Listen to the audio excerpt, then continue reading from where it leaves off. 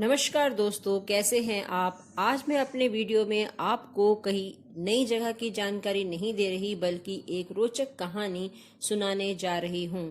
मैंने सोचा कि हमने बचपन में अपने नाना नानी या दादा दादी से कई कहानियां सुनी हैं और बचपन हमारा कहानियां सुनते ही बड़ा हुआ है। लेकिन आजकल के बच्चों के माता पिता को भी और बच्चों के पास भी फुर्सत के पल नहीं है कि वे एक दूसरे को कहानियां सुना सकें, क्योंकि जीवन ही अब इतना संघर्ष में हो चुका है। किसी को पढ़ाई का संघर्ष है तो किसी को कमाने का। इस बीच में सभी अपना बचपन भूलते जा रहे हैं। तो मैंने सोचा क्यों ना मैं ही आपको एक कहानी सुनाती हूँ, और मेरी इस कहानी का नाम है पंडित और चोटी। दूर दराज की पहाड़ियों में एक गांव स्थित था। इसी गांव में एक पंडित जी रहा करते थे। पंडित जी का नाम श्याम सुंदर था। पंडित जी जहां अपना अधिकांश समय पूजा पाठ में बिताते थे, वहीं उनकी पत्नी भी पूजा पाठ के साथ साथ अपना अधिकांश समय घर के कामकाज में बिताती थी।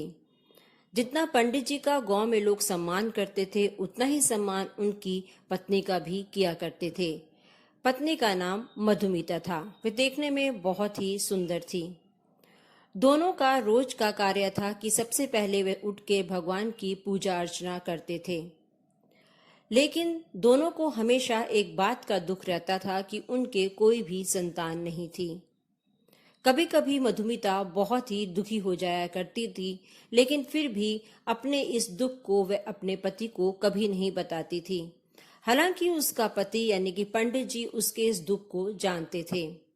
वह सारा दिन अपना समय घर के कामकाज में और सुंदर व्यंजन बनाने में व्यतीत किया करती थी। हाँ, कभी कभी उसके दिल में हमेशा एक इच्छा रहती थी कि उसके भी कोई संतान हो। इस तरह से दिन बीत रहे थे। पंडित जी भी अपने आप को पूजा अर्चना में जहाँ व्यस्त रखते थे, वहीं खाली समय में वह अपने दोस्तों के साथ भजन कीर्तन किया करते थे। यहाँ पंडित जी के बारे में एक बात कोई नहीं जानता था कि उन्हें बहुत सी दैवीय शक्तियां प्राप्त थी।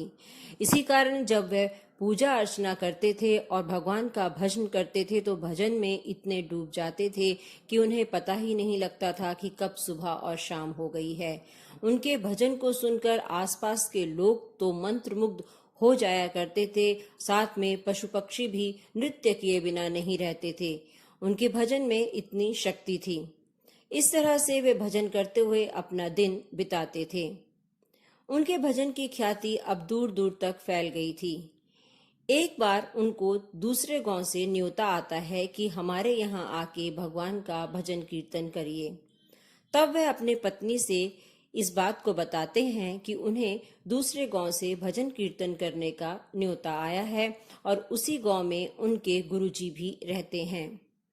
तब उनकी पत्नी बोलती है कि आपको उस गांव में जरूर जाना चाहिए। मधुमिता कहती है कि भगवान का कोई भी कार्य क्यों ना हो, हमें जरूर करना चाहिए। उसकी बात सुनकर श्याम सुंदर भी जाने का मन बना लेते हैं। वह बोलते हैं, मुझे 1 या 2 दिन लग जाएंगे, मैं शीघ्र ही वापस आ जाऊंगा, तब तक तुम अपना ख्याल रखना। मधुमिता बोलती है कि गांव में किसी भी प्रकार का कोई डर नहीं है। यहाँ पर आसपास के लोग बहुत ही अच्छे हैं और वो मेरा भी बहुत ध्यान रखते हैं। इस प्रकार अपनी पत्नी से मिलकर श्याम सुंदर घर से चल पड़ते हैं और वह उस गांव में पहुंच जाते हैं जहां पर उन्हें भगवान के भजन कीर्तन करने के लिए बुलाया गया था। जब पंडित जी दूसरे गांव को रवाना हो जाते हैं तो मधुमिता अपने को अकेला महसूस करती है और अपनी सहेली के घर चली जाती है। वहां वह उसका भरा पूरा परिवार देखती है, जिसमें छोटे छोटे बच्चे भी होते हैं। उन बच्चों को देखकर उसका भी मन करता है कि काश उसके भी बच्चे होते और वे बहुत ही मस्ती करते, वह भी उनके साथ खूब खेलती। तो इस तरह से वह अलग ही ख्यालों में डूब जाती है। लेकिन वह कभी भी किसी से ईर्ष्या नहीं करती थी, बल्कि सभी के बच्चों को बहुत प्यार करती थी और सभी के बच्चों को अपने घर में लाकर सुंदर सुंदर व्यंजन भी खिलाया करती थी। मधुमिता यानी कि पंडिताइन बच्चों से इतना प्यार करती थी कि उनके लिए स्वयं अपने हाथ से खाना बनाती थी और बहुत ही सुंदर सुंदर व्यंजन उनको परोसती थी। इधर पंडित जी जब दूसरे गांव में पहुंचते हैं तो वहां के लोग उनका बहुत स्वागत करते हैं और वे वहां पर भी अपना भजन कीर्तन करते हैं और लोग उनके भजन कीर्तन से बहुत खुश होते हैं। भजन कीर्तन करने के बाद वे अपने गुरुजी से मिलते हैं। गुरुजी उनको आशीर्वाद देते हैं और वे वहां से रवाना हो जाते हैं अपने गांव के लिए। दोस्तों, अब यहीं से शुरू होती है असली कहानी।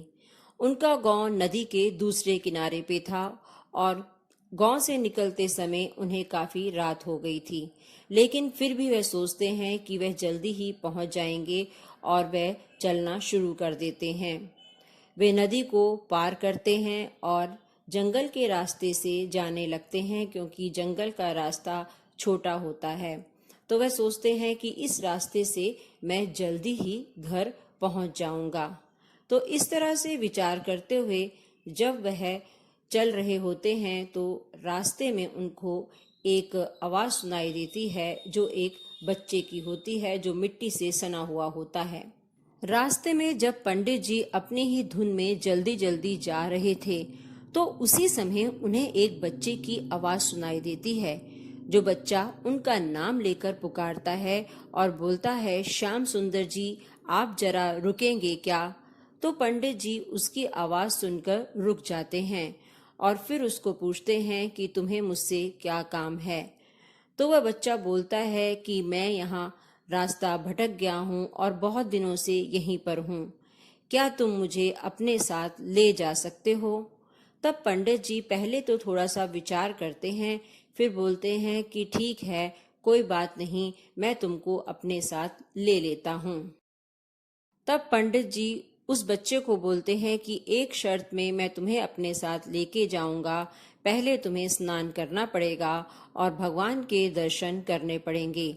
बच्चा उनकी बात मान जाता है। पंडित जी उसका स्नान करते हैं और उसकी चोटी भी बांधते हैं और रास्ते में हनुमान जी का मंदिर पड़ता है, तो वह उस बच्चे को हनुमान जी के दर्शन करवा के और अच्छे से उसको अपने पास, उनकी एक धोती होती है, उस धोती को बच्चे को बांधते हैं और अपने साथ गांव में उसे साथ लेकर चल देते हैं। इस यात्रा के दौरान ना तो पंडित जी उस बच्चे से किसी प्रकार का कोई सवाल करते हैं और ना ही बातचीत करते हैं। वे चुपचाप आगे की तरफ बढ़ते जा रहे थे। तभी वह बच्चा अपने बारे में बताता है कि उसके इस दुनिया में कोई भी नहीं है, बल्कि उसकी सिर्फ एक दादी है जिसका भी अब कुछ पता नहीं है। वह बहुत दिनों से ही अपनी दादी को ढूंढ रहा था और जंगल में भटक गया था। उसी समय उसकी मुलाकात पंडित जी से होती है। वह ऐसा पंडित जी को बोलता है। पंडित जी उसकी किसी भी बात का जवाब नहीं देते और उसे अपने साथ लेकर गांव की तरफ बढ़ते जाते हैं। इस तरह से दोनों शांत होकर चल रहे थे। पूरी रात दोनों चुपचाप काटते हैं। सुबह होते ही वे गांव पहुंच जाते हैं। लोग अपने अपने कामों में व्यस्त थे। पंडित जी अपने घर में पहुंचते हैं। घर में जब वह पहुंचते हैं तो उनकी पत्नी सबसे पहले तो हैरान हो जाती है उस बच्चे को देख के कि ये कौन है।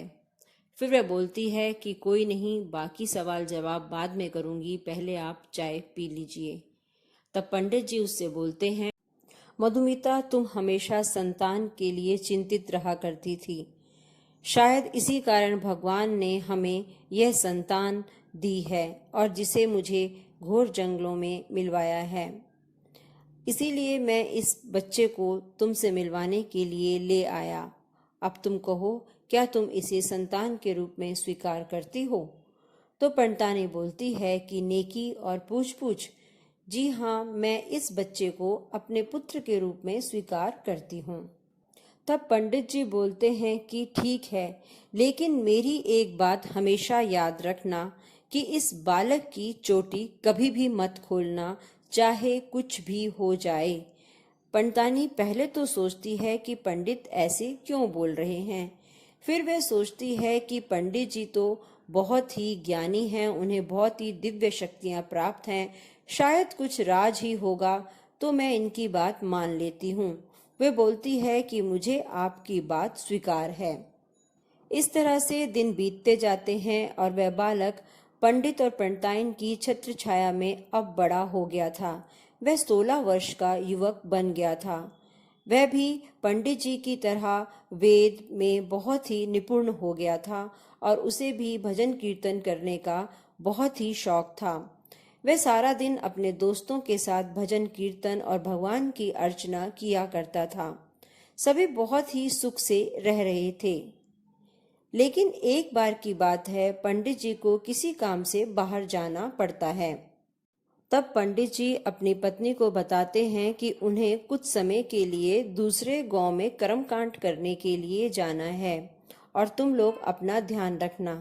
पंडितानी बोलती है कि आप हमारी चिंता मत कीजिएगा, हम यहाँ पर भली भांति रहेंगे। इस प्रकार पंडित जी वहां से चले जाते हैं। इस तरह पंडित जी को गए हुए 2-3 दिन हो जाते हैं। एक दिन जब पंडिताइन अपने घर का सारा काम काज करके अपने घर में बैठी हुई थी और अपने उस बालक को देखती है कि वह काफी शांत होकर बैठा हुआ है, तब वह उससे पूछती है कि तुम चुपचाप क्यों बैठे हुए हो, क्या तुम्हारी तबीयत ठीक नहीं है? तब वह बालक बोलता है कि नहीं, तबीयत तो ठीक है, लेकिन मेरे सिर में बहुत खारिश हो रही है, जिसके कारण मेरा मन बहुत ही विचलित हो रहा है। मैंने कितने सालों से अपना सिर नहीं धोया है। पंडितानी बोलती है कि हाँ, ये बात तो सत्य है। चलो, आज तुम्हारे पिता भी नहीं हैं, मैं तुम्हारी चोटी खोल देती हूँ और उसे धो देती हूँ। वह बालक बोलता है कि ठीक है। इस तरह से पंडितानी उसकी चोटी को खोलने लगती है। धीरे धीरे वह उसकी चोटी को खोल रही होती है, क्योंकि इतने सालों से वह चोटी एकदम मैली और जड़ हो गई होती है। अब जब पंडितानी उसकी चोटी को खोलती जाती है, तो चोटी खोलते खोलते जैसे ही वह चोटी के अंत तक पहुंचती है, तो अचानक क्या देखती है कि वहां पर तो वह बालक है ही नहीं। उसे एक विचित्र सी छाया दिखाई देती है, जो कि बहुत ही भयानक थी। वह देख के डर जाती है। उस समय उसे चारों तरफ अंधेरा ही दिखता है। वह चोटी वाला बच्चा कहाँ गायब हो गया, उसे कुछ भी समझ नहीं आती। सिर्फ उसे एक सफेद रंग का प्रकाश नजर आता है और वह बेहोश हो जाती है। जब सुबह उसका पति वापस आता है और पूछता है कि वह बच्चा कहाँ है, तब वह उसे सारी बात बताती है और बहुत ही उदास हो जाती है। तब उसका पति उसे बोलता है कि वह बच्चा नहीं था, बल्कि एक भूत था जो उसे रास्ते में मिला था और वह अपनी दैवीय शक्तियों से उसे पहचान गया था। पर मैं तुम्हारे कारण उस बच्चे को बालक बना के यहाँ लेकर आया था। पंडित जी बोलते हैं कि जब मैंने जंगल में उसे स्नान करवाया था और उसकी चोटी बनवाई थी, उसी समय मैंने बहुत से मंत्रों को सिद्ध करके उसे एक बालक के रूप में परिवर्तित किया था और इसी कारण मैंने तुम्हें मना किया था कि कभी भी इसकी चोटी मत खोलना। पर अब पछताने से क्या होता है, हमने अपने बालक को खो दिया है। इस प्रकार दोनों दुखी तो बहुत होते हैं, लेकिन इस बात को गांव में किसी को नहीं बता पाते। दोनों पहले की तरह अपने कामकाज में लग जाते हैं। कभी कभी पंडिताइन को उस बच्चे की याद आती थी। वह अभी भी सोचती थी, क्या वह बालक था या भूत था। तो दोस्तों, आपको मेरी ये पंडित और चोटी वाली कहानी कैसी लगी? अगर अच्छी लगी है तो लाइक और शेयर जरूर कीजिएगा। मैं फिर हाजिर। मेरे साथ कहानी के अंत तक बने रहने के लिए धन्यवाद।